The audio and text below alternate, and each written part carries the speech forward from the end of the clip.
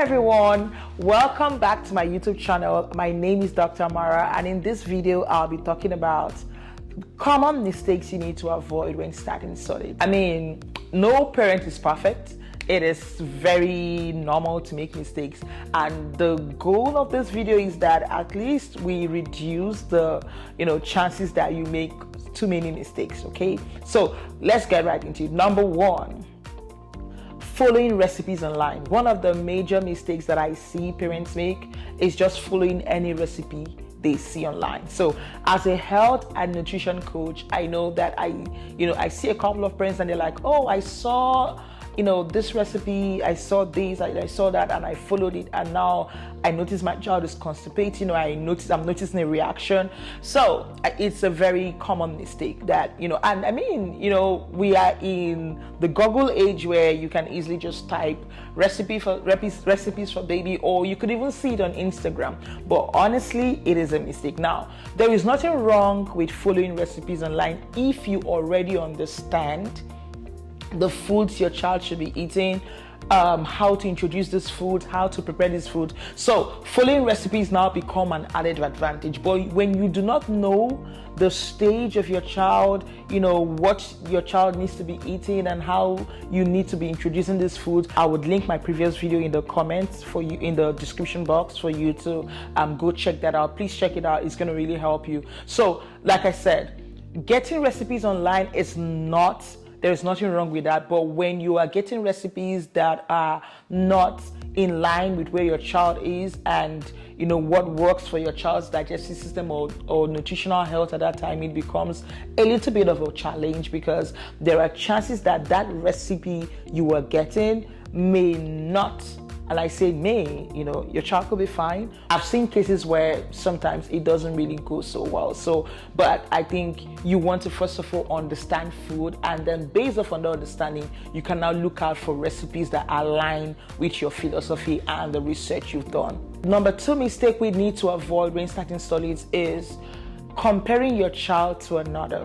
So I see that a lot, and we are in a social media age. Everyone's child is out there, and it's easy for you. It's either you're comparing how much your child is eating with another child, or you're comparing developmental achievements with your child. So it's a very it can be very distracting, and it can at the same time be very demotivating. So you do not want to feel like you're not doing a good job. You don't want to feel like you are doing less. So I would say you can get inspired, but don't compare how much your child is eating, for example, to another child. Some children, even at 7 months, are still trying to find their way with solids. I have a couple of clients that at 9 months, the child is still on purees and, not really eating so much. So, and the truth is, there is nothing wrong. If you feel there is something wrong, then you need to talk to your pediatrician, or you need to talk to a doctor. But in most cases, children take their time. If you feel there is a challenge, you may need to see your pediatrician and discuss more. But in most cases, you just need to be patient. Some children, personally, my own child, only got into solids about 7 months or so, into the 8th month. So, but there are still children who at 6 months, they are eating so much, they are munching a lot. You do not need to compare your child to another child. I would say your focus and your attention should be on your child and how you can continue to make it better and better for the child. So there's also nothing wrong with you getting inspired with what others are doing or seeing what's working, but be able to draw the line to know when you are comparing yourself or trying to compare your child. One mistake you need to avoid is being in a rush. So whether it's being in a rush to introduce so many foods, whether it's being in a rush to see your child start. Some parents go as early as 4 months. I would not encourage that.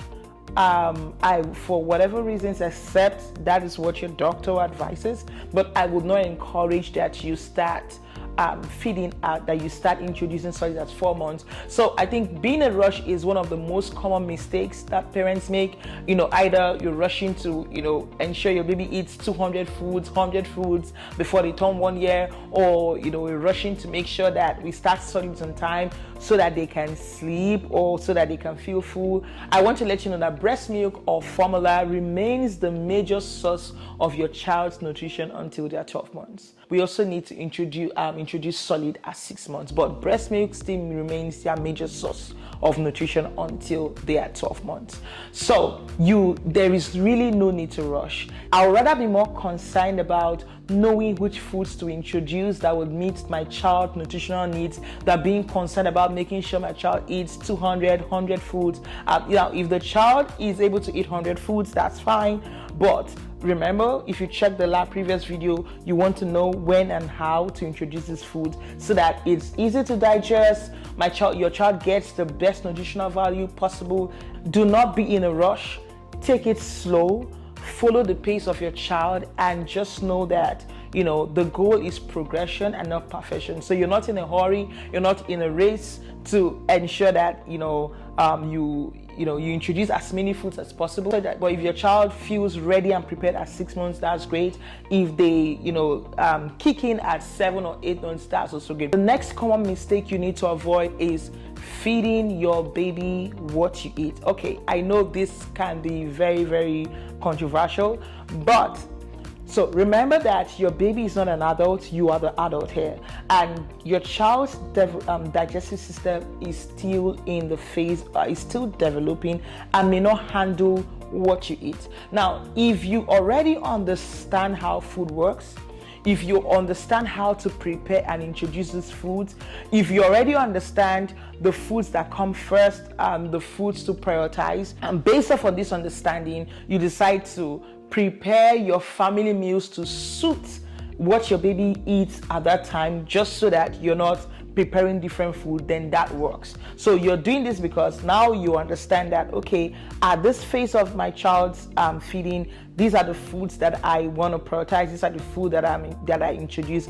and somehow you prepare your family meals to accommodate those foods. Then you can share, or your baby can actually eat what you're eating. But if it's just, okay, today you guys are having pizza at home, or you're having rice, or you're having beans, depending on the age of your child, depending on the stage and the phase of your child, that may not be feed baby what you eat. Okay, because the goal is we want to protect their digestive system. We want to make sure that every food they eat is digestible, every food they eat is easy on the gut, and if possible, most possibly friendly on the gut. The last mistake I'm going to be talking about is relying on processed foods like rice, cereals, store-bought foods as your only source of food. So I know there are times where parents, out of the confusion of knowing what do I feed, they just buy cereals and they feel like, okay, just giving rice cereals with milk will be much better. There are a whole lot of foods that you can buy that would be more nourishing, more nutrient dense, and very nutritious for your child. So relying on rice cereals or store-bought foods, I understand those foods are quick and easy, but they may not be the best, right? They may not be the best option for you. So for example, rice cereals are pretty processed, right? They are processed, yes, and they are just fortified with synthetic vitamins like synthetic iron, which may not be easy for your child to digest. Most children get constipated from eating rice cereals. So there are other foods that are very nutritious and very digestible that you could be feeding your child. You do not need to rely solely on just rice cereals or store-bought foods. Okay, so I hope this was helpful. And just to recap,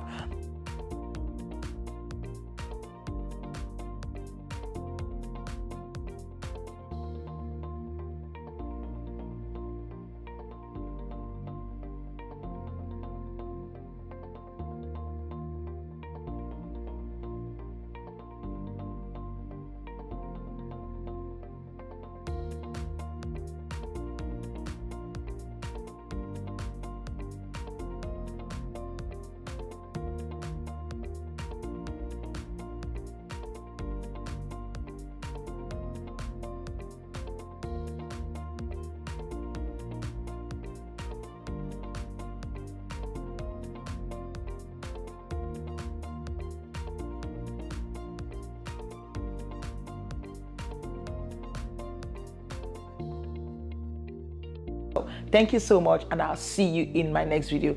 Please do not forget to subscribe. Make sure you subscribe to this channel every week to educate, empower, and inform you to make better choices for your family. So thank you so much, and I'll see you in the next video. Bye.